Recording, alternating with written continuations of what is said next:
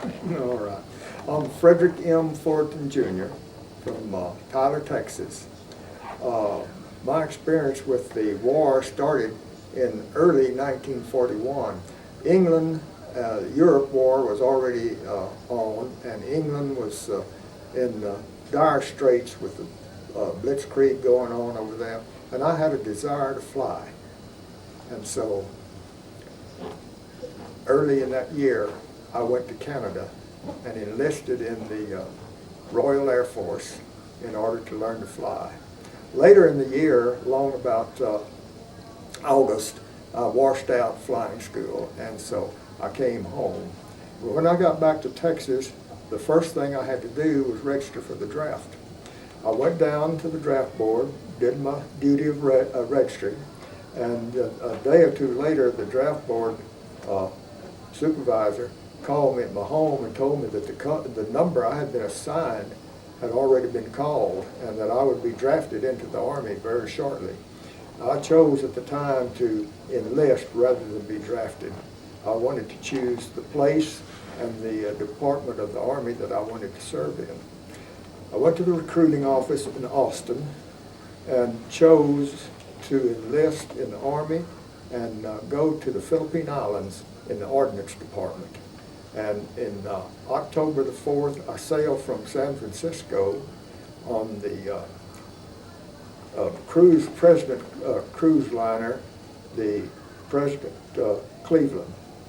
We arrived in Manila at October the 24th, and I went immediately to the 75th Ordnance Company at the Ordnance Depot, which was located in Fort Santiago, which is part of the walled city of Manila. 1 week later, I was assigned as an ordnance instructor to the 81st Division of the Philippine Army on the island of Bohol. At that particular time, we were training the Filipinos and organizing their army for them. They had already had a constitution drawn up, they had elected all of their officials, and all they needed now was military organization. And that was what our duty was, to instruct them in the manner that they would need and the techniques and the talents that they would need for an army. I arrived at Bohol on I left Manila on the 30th of November. That was on a Sunday. I arrived at Bohol early in the morning of Tuesday. We had a load of some 300,000 rounds of 30 caliber ammunition. That was all the ordnance equipment that we had brought down with us. Went to the Corman, town of Corman, where the headquarters for the 81st Division of the Philippine Army was located. General Guy O. Fort was the division commander. Was there for about 2 weeks, and then the division was moved to Negros, the island of Negros. And in the move to Negros, our infantry regiments that were assigned to the division were transferred to some other location. And on Negros, we picked up the 61st Infantry Regiment, the 73rd Infantry Regiment, and then a few days later, they moved us to Mindanao and landed in Iligan on the coast of Mindanao, January the 1st, 1942. I had no ordnance equipment at all. The 3rd Lieutenant and a Philippine sergeant had been assigned to the Ordnance Department, but somewhere between Bohol and Mindanao, they disappeared. They were sent somewhere else. And so I was all that was left of the Ordnance Department. I went into Iligan, had my footlocker and my bedroll. I was standing on the corner, deciding what to do. Nobody knew where I was or what I was supposed to do. I was standing there, and a Turk, an old fellow who was a Turk, I never knew his real name, just called him Juan, but he attached himself to me at that particular time, and I was a friend of Juan for the rest of the period before we were captured. He said, well, this house where we're standing here, said, that belongs to my niece. And says, they've gone to the hills, evacuated to the hills, and says, if you want to, you can stay there. So he went up and opened the door, and I got my foot locker and bedroll and went up and stayed in this house. I don't know whether it's a niece's house or not. I later thought maybe he was probably something else other than a Turk. He was married to a Moro woman living in Mamongan, and I always sort of wondered about Juan all the way through. But anyhow, I went into that house and stayed there, set up my cot and my bedroll, and looking out the window. Now, Philippine houses, if you're not familiar with it, the living area of the Philippine is always on the second floor, and the part underneath the living area is always used for storage, and in some of the places they even have their hogs and chickens living underneath the house. But I was up there and looking out the window, and I saw this American officer down on the street below, and he was talking with a group of Filipino soldiers. And he didn't seem to be getting anywhere with what he was trying to say. He was sort of waving his arms, and these people were just all standing around. And so I went down and offered my service to him. His name was Captain Gary Lane. He was the procurement officer for that section of Mindanao in Lanao, and for the Army. And he was had been working for the International Harvest Company, manager of the hemp division in Davao City. And the Army had put him in this job. So I went to work for him. I told him, yeah, I could help him. He asked me, I asked him if I could help him. And he said, yes, I'm trying to load grain on the ship that you just came in on today. And he said, I'm trying to get these people to work. And I said, well, okay, I'll do it for you. And so I barked like I was a sergeant, and got the people lined up and counting off, and that's what you have to do in every case with the military. And trucks came up about that time, and we got on the trucks and we went to the warehouses, which they call bodegas there, and began loading corn, sacks of corn, and we loaded sacks of corn on the ship until about 2 o'clock in the morning, got it all finished. The next morning, I went to breakfast with Captain Lane, and he asked me if I would like to go to work for him. I said, sure, I've got nothing else to do, but he has to clear it with the headquarters and General Fort's headquarters, which he did, and I went to work for Captain Lane. And I became sort of his assistant as far as procuring things for the Army. Now, we needed everything. Our Philippine soldiers, many of them did not have mosquito nets. We needed mosquito nets. They did not have replacement for their uniforms. We needed something to replace that. Their shoes were just nothing more than looked like nothing more than just a cheap pair of tennis shoes. And these all were rotting out, and they needed to be replaced. But we began to buy things. And I would go to up to a store and back a truck up there and walk into the store and just start selecting things. So we want this, and I'd give it to this Filipino, and they would carry it out to our truck. And the owner of the store would stand there, and he would make lists of what we were taking out. And we would get things like that. Find shoes that we thought might be suitable, I'd take those. Material that would be suitable for making mosquito nets, I took those. Took that. And also certain canned food items that we might need. And just procured anything we could get. I bought corn, I bought rice. And I say I bought it, I just signed for it. Also went and found trucks, and I would just sign a form taking the truck. And in one case, I signed a form and took a ship out of Dapitan, Zamboanga. We used it to haul our corn on. And to supply the various locations there in the Visayan area. So that was my job at that particular time. The captain got me a car to use, and he also got me a motorcycle so I could get around on it. And I had a lot of fun, I guess, really, during those days. That part of the war wasn't bad at all for me. Also, the 73rd Infantry Regiment was stationed just right outside of Iligan. And I sort of became attached to the 73rd Infantry Regiment, where I'd have a place to go when the Japanese landed. I'd have a place that could go and fight with them to fight the Japanese. And then in the meantime, there was a lieutenant out of the Air Force, Lieutenant Chandler Thomas, and he was in Iligan supervising the building of an airstrip. Also, he was supervising the building of an airstrip over in Misamis City in Misamis Occidental, which wasn't too far from where we were. And I helped him in many cases with things. He frequently needed things, materials and things for that, and I would go with him and help him buy the materials or confiscate them, whatever it boiled down to, and take care of that. And I was always out looking for corn, looking for rice, things to buy of that nature. And so I did that for several months, and I really got to see a lot of that part of Mindanao. I could just run all over it. And in the meantime, I was living right there in Iligan. The 73rd Infantry Regiment officers, American officers who were instructors, and it was a Filipino Army regiment, they took all of their meals in Iligan, as well as Captain Lane and myself, at Father Savini's home. The Catholic Church was right across the street from our office. So we spent our evenings there, we took our meals there, and in the evenings we would, if we had spare time and we're in town, well, that was where we spent our evenings, and playing bridge and things of that nature.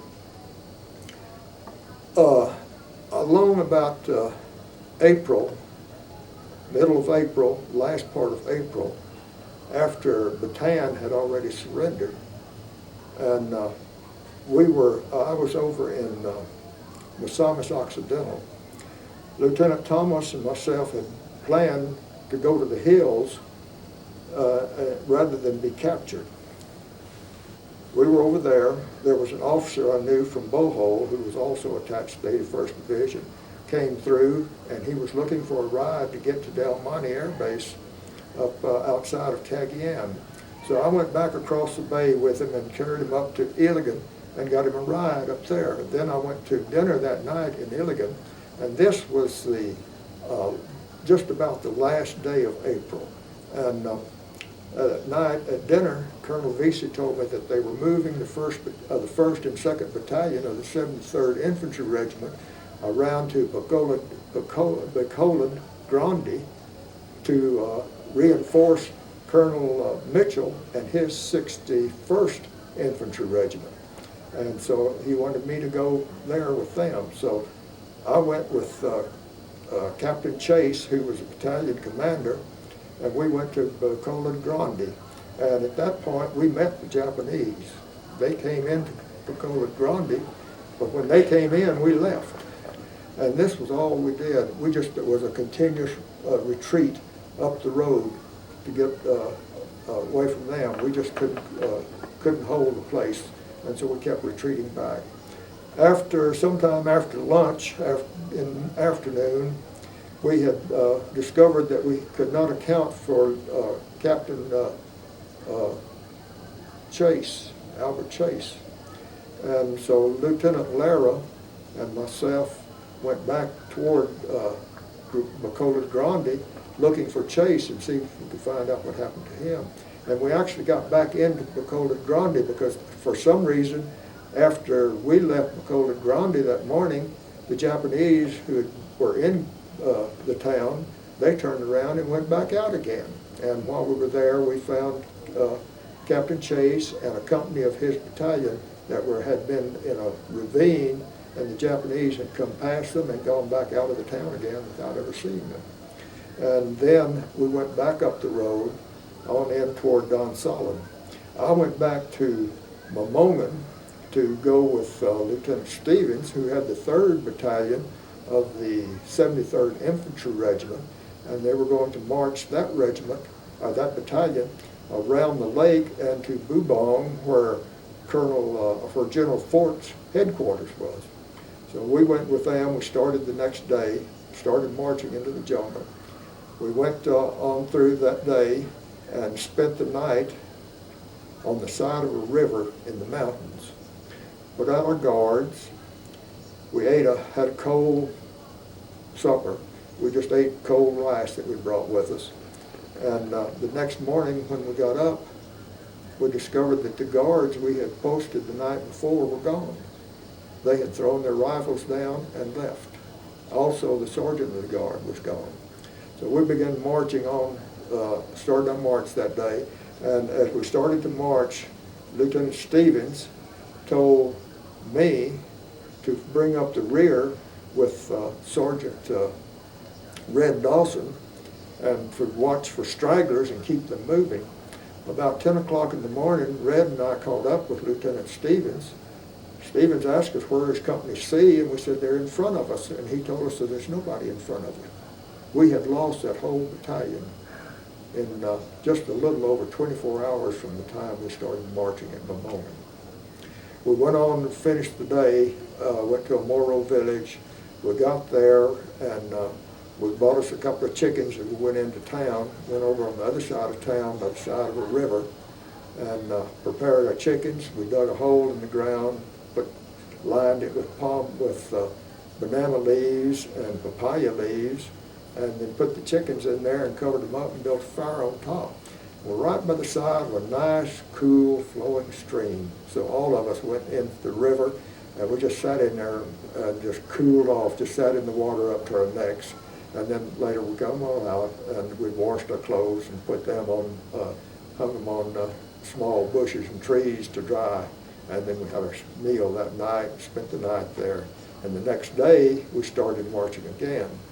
We went on that day and spent that night up in the mountains in a Moro shack that we found up there. And then the next day, about noon, we got into General Fort's headquarters. We stayed there several days. Can I interrupt? Can you tell us what a Moro is and how big that battalion is, and what do you mean you lost them? Well, that battalion that we were with, the 3rd Battalion, there was 3 companies, and these companies each had 250 men, so that gave us 750 men in the battalion, and that's what we lost. The Moro is actually he's not a native of the Philippine Islands, he's from the Malaysian Islands. The Moro ended up in the Philippines on Mindanao for years and years back, maybe a couple of centuries back. They were pirates, and they were sailing the seas and all, and they discovered Mindanao, and they began to settle there, and there's quite a few of them there. They are a rather ferocious group of people, and I guess being pirates, that sort of set the standard for their type of life, and they continued to be people that took things that they wanted, whether they were theirs or not. Now, this doesn't hold true for all the Moros, but this almost seemed like the thing. They also had a thing that they called going hermantado. Now, hermantado is from a Spanish word, means to take a vow or make a bond. And their vow or bond was, and just one Moro at a time would go hermantado, was to kill an enemy. And this is what they tried to do. They would come charging out. They would be chewing betel nut. Now, betel nut is a slightly narcotic plant in the Philippines, and they would be chewing the leaves of this betel nut, and it would stain their teeth black, and generally there was a little bit of black juice running down the sides of their mouth, and this Moro, stripped pretty near to nothing, would come charging out with his crisp, big, long, double-edged knife, and it was wavy like that, and he would try to attack somebody and kill them if he could. And that was going hermantado. The reason that the Army had the .45 caliber revolver that we used, issued to us, was because of the Moro. When they first went to the Philippines, the Army carried a .38 caliber revolver. But that .38 caliber revolver would not knock a Moro down. They'd keep coming. So they went to the .45 caliber pistol and used that, pistol and revolvers, used that because of the Moros, and the .45 would generally stop one. We went on to, in the Babong at General Fort's headquarters. We spent several days there. A lot of the time was spent cleaning weapons and working on things like that. We had reached the position that our supplies were getting pretty low, and our munitions, we had gotten down to the point where we had almost no 30 caliber ammunition for our soldiers. Just a few boxes, few cases. In a case I had anywhere from 1,500 to 1,700 rounds, and that was not very much for 600 or 700 people. And by that time, that was all of the Filipino soldiers that we had left, was around 600 Philippine GIs. Also, in this particular area, there were a number of civilians and missionaries that they had left Don Solon and the immediate area around Don Solon and had gone into the hills, and they were staying in a Moro village, Solomon, and living in a large Moro building that was there at Solomon. And we went up there. Captain Lane and I went up to the civilian camp. The reason we went, General Fort was not the type of person that was going to surrender. And even though there had already been radio news or word out for Fort, Chenoweth, and another general for them to surrender their divisions, Fort would not accept that word over the radio. And we were making preparations to move these civilians back into the hills, further back into the mountains, and then our 81st Division, what was left of it, would move back in that same area. We'd be in an area where we could protect the civilians and also try to be far enough away from the Japanese that they would have a hard time getting up there. So Lane and I went over to Solomon, where the civilians were, to make preparations for them to move. There was approximately 50 or 60 civilians and missionaries there in that location. And while we were there making plans and all to move them, officers from General Sharp, who was the Visan theater commander, came to General Fort with written orders to surrender. So he sent a letter then to Captain Lane and also one to Mr. Downey, who was the head man there with the missionaries and the civilians, telling about the surrender and that the military had to surrender on the 27th. And he told the civilians that while he had no authority over them, they could do whatever they wanted to, but he recommended that they go ahead and surrender because there would be no one there to protect them from the Moros, and also because of the fact that if the Japanese found them back in the mountains, that they might consider them spies and would take appropriate action, whatever they considered appropriate action at that particular time. So the civilians agreed to go in and surrender. Lane hired Moro stevedores and carried the items that the missionaries had, their supplies, bags, and all, down to Lake the Nile at the Moro village in Tamparan. It was about 6 miles from where we were. They got all of that down, and all of the civilians came down, and we spent the night in a large Moro house. The next day, time was spent loading Moro stevedores, loading the supplies that belonged to the missionaries onto the 3 bancas that General Fort had made arrangements for that had come down there to take us across the lake to Don Solon. Got everything loaded, but during the day in the loading process, one of the Moros started an argument with Captain Lane about the price that he was being paid to move these items. Captain Lane fired him and told him to leave. Well, the Moros, and not only the Moros, but the people in the Far East there, they consider things that happen to them as losing face. And when they lose face, well, it's an insult to them, and they try to do something to regain that.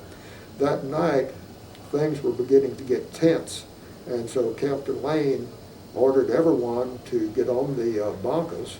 They were large bancas, about 35, 40 feet long, had large outboard motors on them. And he ordered everybody to get on the bancas and stay there during the night, throughout the night, and we would leave the next morning, which was the 27th of May. During the night, this Moro that Lane had fired came into the building where he stayed in the building, sleep there that night, came into the door and called Captain Lane, and Captain Lane got up to go to the door to see what was wanted of him, and when he got to the door, this Moro stabbed him in the heart and killed him.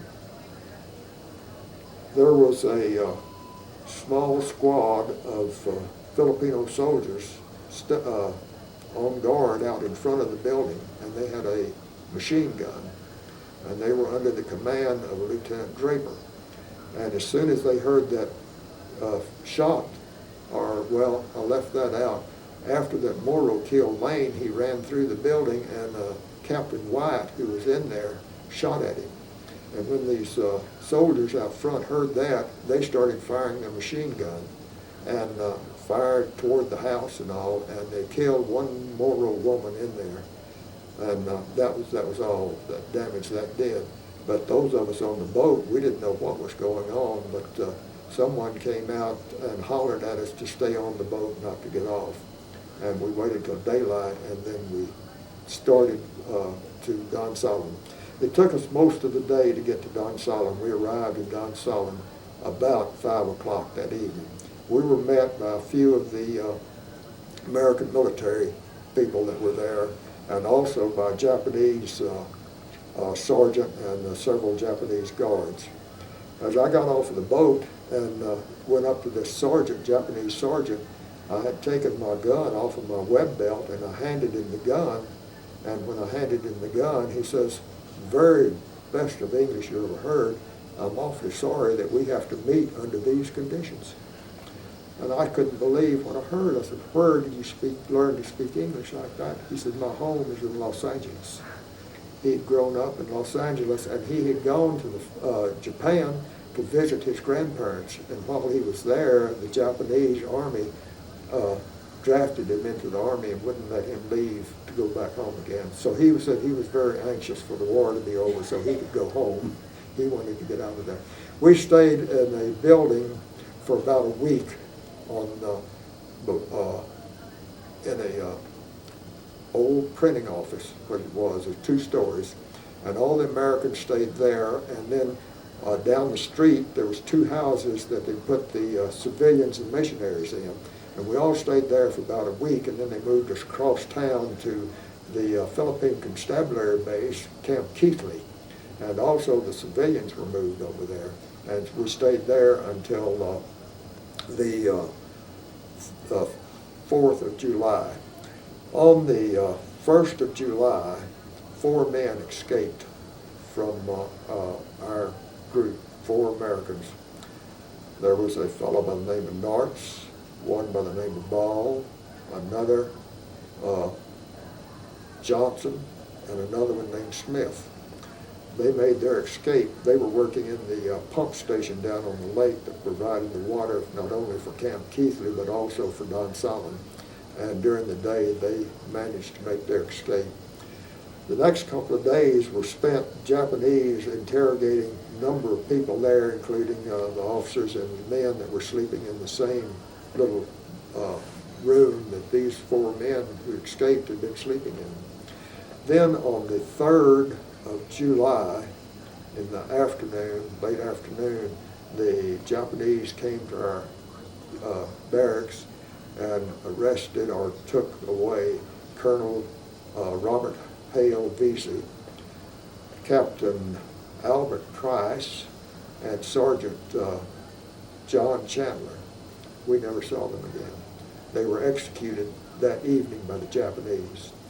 The Japanese also told the Colonel Mitchell, who was the ranking officer, that we would be leaving Don Solomon the next morning, which was the 4th of July, and that we would have to walk, and we would have to carry anything that we wanted, that they would not carry anything for us, nor would they provide us with transportation. So the next morning, we got ready to fall out so that we could start our march. We fell out at about 8 o'clock, I guess. The Japanese came and took the Americans and tied us together in columns of 4, one man behind the other, and we were tied together. And then we stood out there for several hours, 2 or 3 hours, and we didn't start our march until about 10:30 or 11 o'clock that morning. And we walked the approximately 26 or 27 miles from from Donsalin to Illigan. On the march, within 2 kilometers of the start of our march, there was a man by the name of Childress who had been injured by the Moros. He and a Commander Tisdale had been out, and they were attacked by the Moros. Commander Tisdale was killed, and Private Childress was injured severely, and he managed to get away from the Moros, and then some of the Moros brought him into Donsalin to the Japanese. The Japanese brought him over to our barracks, and he was just not able to. He was too weak to be able to walk with us more than just a couple of kilometers.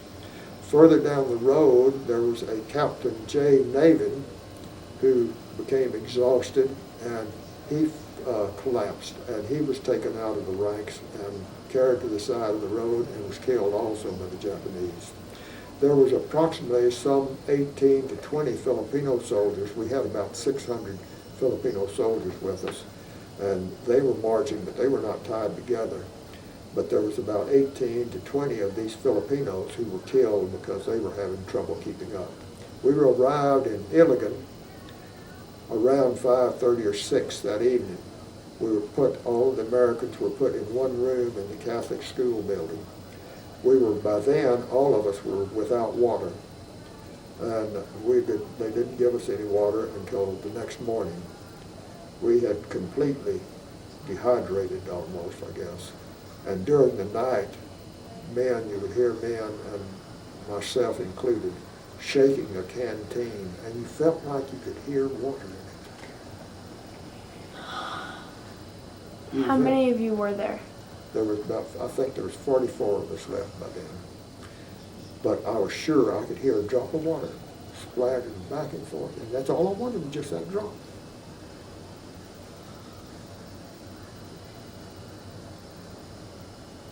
It was never there.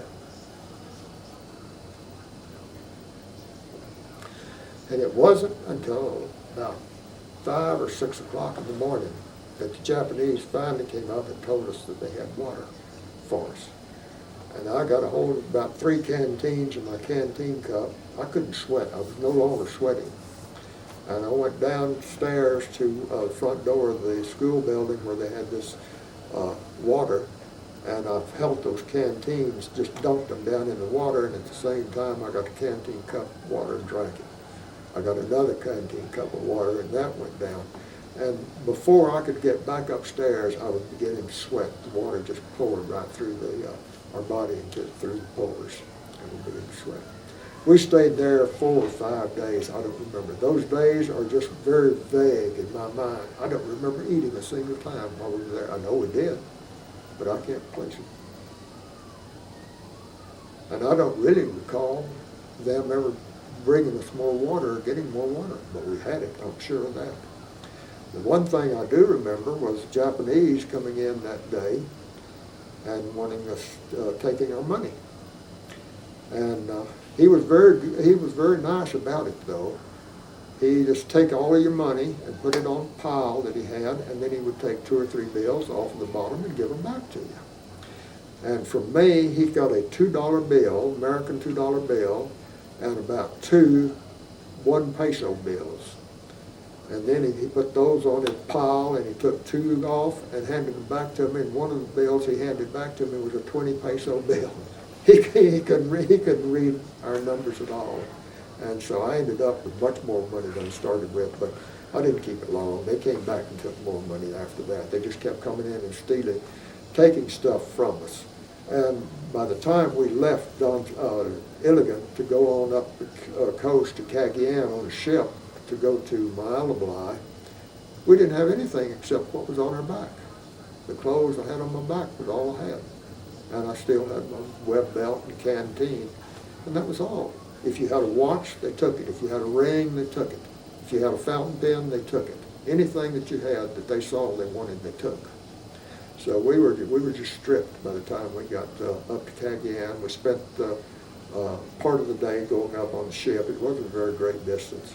Then they put us on trucks and carried us up the mountain, down the mountain, and back up a mountain again to get up to the about 2,500 or 3,000 foot level that Malabali, and to take us to the camp. And we went there. We went in. It was long about 6, I guess, when we got there. And when we got in, General Sharp, there was a separate mess for the general and his staff, and he had prepared a meal for us that to eat when we got there. And so we had a fairly decent meal, and we also had coffee, which we hadn't had for a good while. And then they carried us on into the camp, and there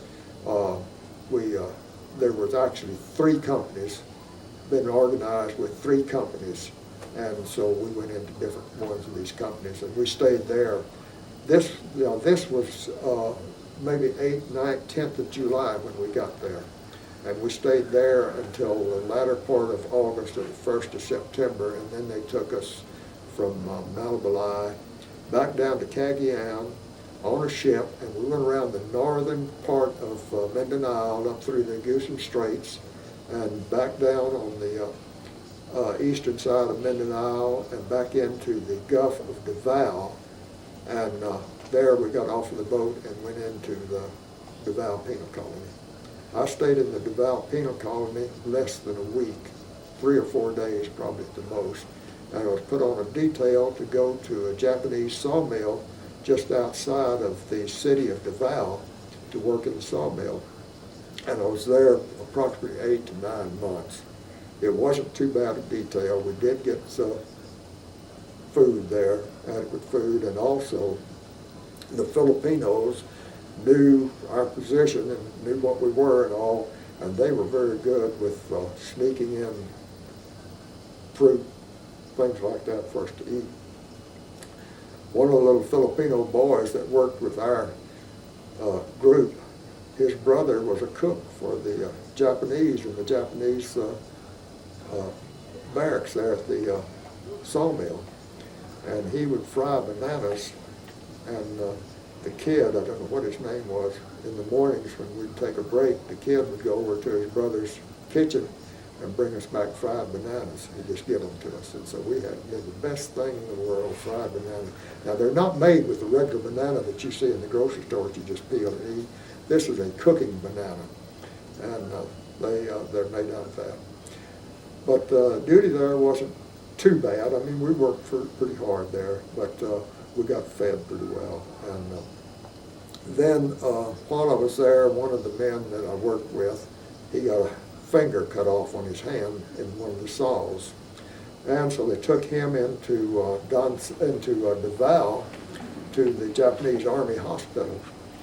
And when we walked into the hospital, we had a guard behind us. We walked into the hospital, and he had that hand sort of wrapped up, and there was blood all over the hand and the arm and the bandage.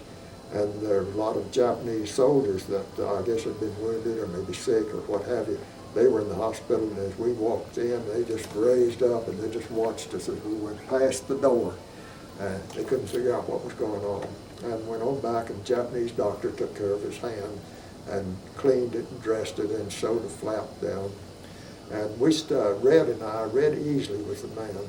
He was from Houston, Texas.